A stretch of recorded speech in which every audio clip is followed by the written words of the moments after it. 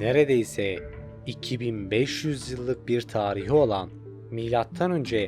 6. yüzyıllarda bazı kralların yazıtlarında adı geçen savaşçı bir toplum olduğuna dair birçok belgeye rastladığımız, sadece Türkiye'de belli bölgelerde yaşadığı kesin olarak tespit edilen bir millet. Bu videomuzda sizlere 2500 yıllık bir tarihin sayfasını aralayarak Zazaların Kürt mü yoksa farklı bir ırka mensup mu olduğuna dair bilgileri aktaracağız. Zazaların dinini, yazıtlarını, nerede yaşadıklarını, aynı zamanda Zazaların tarihini ve birçok bilgiyi bu videoda değineceğiz. Konu çok fazla siyasi içerdiği için derinlere değinmeyeceğim. Sadece tarihi olarak bilimsel verilere dayanarak sizlere bu bilgileri aktaracağım. Sizler de yorumlarda fikirlerinizi belirterek bu videoyu destekleyebilirsiniz. Videoya geçmeden önce tek yapmanız gereken videoyu beğenmek, yorum kısmında fikirlerinizi belirtmek ve en önemlisi de abone olmak. Sadece bu üçünü yaparak bana destek olabilirsiniz. Ben Bilgi Yaman, Zazaların gerçek tarihine ve geçmişin sırları kanalıma hoş geldiniz.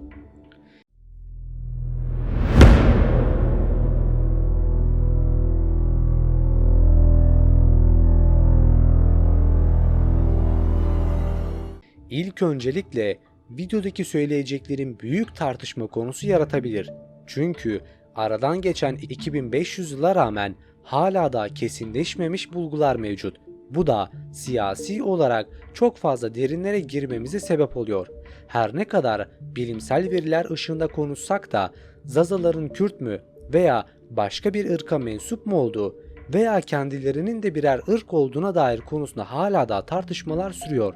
Özellikle Osmanlı'nın yıkılmasından sonraki süreçlerde bu durum devam etmiş. Hatta Osmanlı döneminde de bu durum böyle devam etmiş. Çünkü yaptığım araştırmalarda Osmanlı döneminde de Zazaların Kürt nüfusu olarak veya Kürtlerin bir uzvu olarak geçmekte.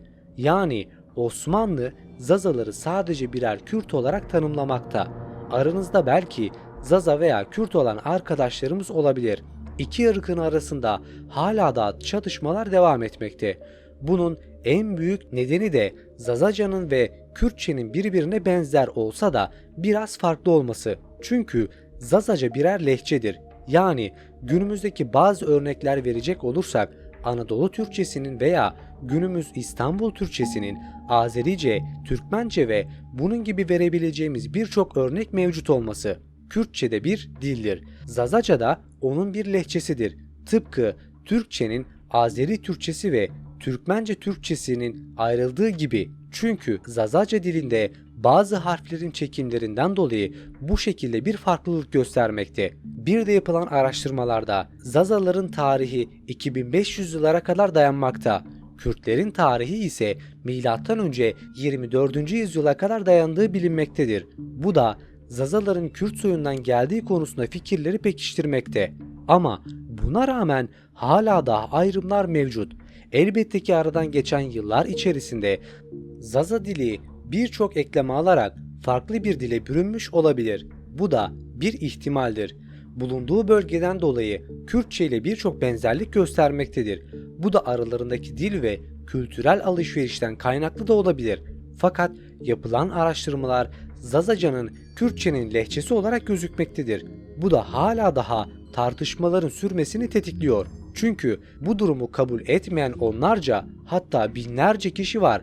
Bundan birkaç gün önceki videomda Kürtlerin gerçek tarihi hakkındaki bir video hazırlamıştım. Sizler de bu videoyu izleyerek Kürtlerin gerçek tarihini öğrenebilirsiniz. Çünkü eğer o videoyu izlemezseniz Zazaların gerçek tarihi hakkında çok fazla bilgiye sahip olmaz ve daha çok kafanız karışabilir. Bu da günümüzden 2500 yıl geçmesine rağmen hala daha tartışmaların devam etmesine sebep olur. Gelelim ana konuya. Zazalar Kürt mü yoksa başka bir ırka mensup mu? Hatta kendileri birer ırk mı? Şunu da belirtmek isterim ki yaptığım bütün onlarca sayfadaki araştırmalarda neredeyse çoğu aynı şeyi söylemekte. Aralarındaki bazıları Kürt yanlısı düşündüğü, bazıları Zaza yanlısı olarak düşündüğü için yapılan araştırmalarda kaynak hataları oluşmakta ve bu şekilde doğru bilgi vermemekte. Bu videoda dediğim gibi sizlere ben sadece temel olarak 2500 yıllık verilere dayanan bilgileri aktaracağım. Burada herhangi bir şekilde taraflı bir bilgi yok. Sadece çok eski kaynaklardan alınmış bilgiler mevcut. Şu an itibariyle yaptığım kaynak sayısı 10'dan fazla. Sizler de internetten araştırarak bu kaynaklara ulaşabilir, hatta yabancı kaynaklardan da veri alarak bunları pekiştirebilirsiniz. Gelelim Zazalara. Arkaik kaynaklara bakıldığında Zaza isminin günümüzden önceki kaynaklarda da zikredildiği görülmektedir. Akatça, Armanice, Hititçe, İbranice, Peklice, Urartuca ve benzeri dillerine ait çivili yazılı tabletlerde, antik Tevrat betimlerinde Zaza adının günümüzdeki kullanımıyla yaklaşık bir imla ile geçtiği görülmektedir. Orta Çağ kaynaklarına bakıldığında da bu ismin Zavzan, Zuzan, Zazan ve benzeri şekilde geçtiği görülmektedir. Zaza kelimesini ile arkaik metinlerdeki ilk defa İran'daki Behistun yazıtında karşılaşmaktayız. M.Ö. 552 yılında yani M.Ö. 6. yüzyılda Pers kralı 1. Darius tarafından İran'ın Hemeden eyaleti bölgesinde Bisutun kaynaklarında yazdırılmıştır. Bu taş yazıtının 20. şiirinde hemen başında Zazana adında bir yerin adı geçmektedir.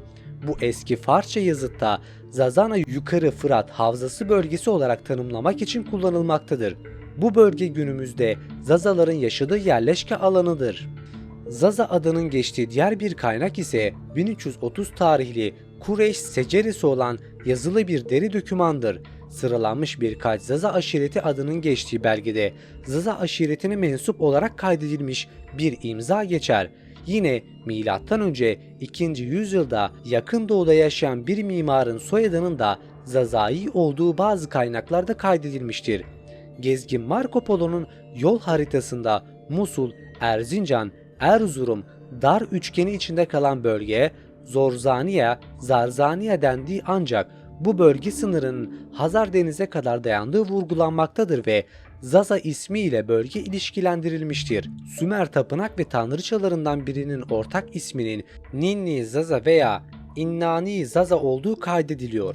Eski yer isimleri arasında da Zaza adının rastlandığına işaret edilerek Zaza Buha'nın yani M.Ö. 880 Elazığ'ın maden yöresinde Mihrap ve Kervançemen dağları eteklerinde bir yer olduğu tarif ediliyor. Bazı araştırmacılar ise Zaza sözcüğünün Sasa veya Sasani sözcüğünden geldiğini de öne sürmektedir. Tarihsel olarak Zazaların birçok imparatorluk ve devlet ile ilişkisi olduğu dil bilimciler ve araştırmacılar tarafından söylenmektedir. Bunlardan biri Part İmparatorluğu Sasanilerden önce İran'ı yöneten Kuzeydoğu İran orijinli bir halk olup Finfurt onların dillerinin Zazaca'ya çok yakın olduğunu belirtmektedir. İranlı tarihçi Kave Zazalarla Partların güçlü bağı olduğunu işaret etmektedir. Bazı araştırmacılara göre Zaza sözcüğü Sasa veya Sasani kelimelerinden gelmektedir. Zaza ismi ve Zaza dilinin Sasanilerin diline yakın olduğu Zazalar ve Zazaca'nın Sasani ya da Zazani İmparatorluğu'nun ardılı olarak kabul edildiğini de belirtmektedir. Sasani İmparatorluğu'nun yıkılmasından sonra Sasanilerin birçok savaş yaptığı düşmanı Bizanslıların Kayseri ele geçirdiği sınırlar ile Sasani nüfusunun da içinde barındıran bölgeyi 1071 tarihine dek 400 yıl elinde tuttu. Bölgede barınan nüfus bu süre içerisinde Rumlaşmamış ve kendini eski devletinin ismiyle Sasani kalıntısı olarak Sasa ya da Zaza şeklinde adlandırmaya devam etti. Onlar kendilerini bu isim ile tarif etmedi. Onlara bu tarifi Bizans Kayseri yakıştırmıştı. Belki Kayser bölgedeki ekaliyeti Zaza diyerek küçümsemeye çalışmıştır.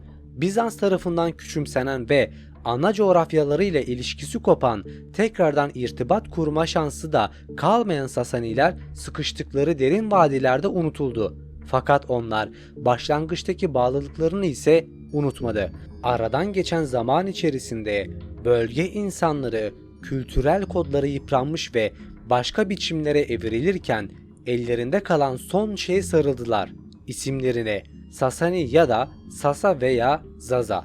Rus doğu bilimci Vladimir ve birçok bilimci de Zazaların kullandığı Dimili sözcüğünün Deilomeni'den geldiği ve Deylemli demek olduğu ve Zazaların Hazar Denizi'nin güney kıyılarında Deylem'den göçenlerin devamı olduğu, atalarının dilini günümüze kadar koruyabildiklerini söylemişlerdir. Behustin kitabelerinde Deylemlilerin konuştukları dil için Zuzu denilmiştir. Zuzu yani bugünün anlamıyla da Zazadır. Zazalar bir İran dili olan Zazaca konuşan İrani bir halktır. Türkiye'nin çoğunlukla Doğu Anadolu bölgesinde Bingöl, Elazığ ve Tunceli, Güneydoğu Anadolu bölgesinde ise Diyarbakır, Gerger ve Siverek yörelerinde yaşamaktadır.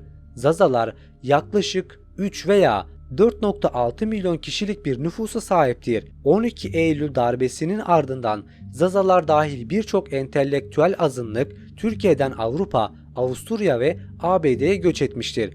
Zaza diasporusunun en büyük kısmı Avrupa'daki ağırlıklı olan Almanya'da bulunmaktadır. Dini açıdan günümüzde Müslümanlığı benimseyen Zazalar Alevi ve Sünni olmak üzere iki kesime ayrılmışlardır. Zazalar İran halkları ve İrani diller ile kültürel ve dil bakımından çeşitli benzerlikler barındırmaktadır. Zazaların dili Zazaca olmakla birlikte Zazalar arasındaki çift dililik veya çok dililik göze çarpmaktadır. Yaşadıkları veya göç ettikleri coğrafyanın siyasi ve demografik koşullarına göre Kürtçe, Kurmanci, Türkçe ve Arapça gibi diller de konuşurlar. Zazaca, dil bilimi bakımından Hint-Avrupa dil ailesine mensup İran dillerinin Kuzeybatı İran koluna bağlı birçok dildir.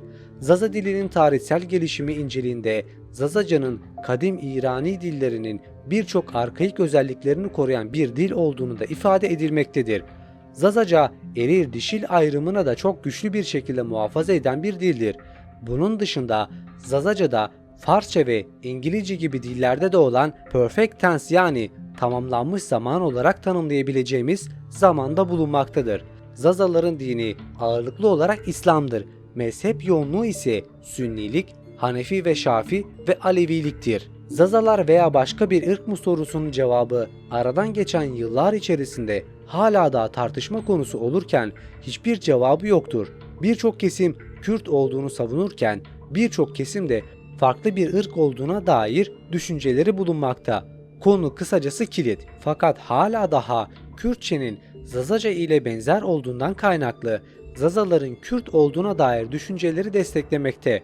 Fakat her ne kadar yaptığım araştırmalar bunu bu şekilde gösterse de birçok Zaza bunu kabul etmediği gibi birçok Kürt de Zazaların Kürt olmadığını, farklı olarak bir ırka mensup olduğunu iddia etmekte. Ne kadar çok araştırma yaparsak yapalım, ne kadar çok veri bulursak bulalım ancak ve ancak 2500 yıllık verilerdeki kaynaklara bakaraktan sizlere bir şey söyleyebiliyoruz. Onun dışında neredeyse bilgi yok. Sadece Zazaların savaşçı bir toplum olduğu ve bu nedenle birçok kez orduya katıldığı fakat baskılar ve bazı yıpratma politikaları yüzünden bulundukları bölgeleri terk etmek zorunda kaldıkları bilinmektedir. Kısacası aslında yorum sizlere ait. Siz bir Zaza veya Kürt olarak ne hissediyorsunuz? Veya bu konu hakkındaki fikirleriniz neler?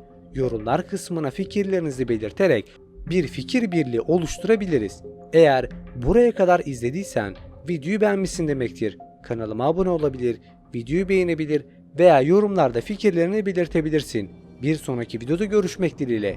Kendinize iyi bakın, hoşça kalın.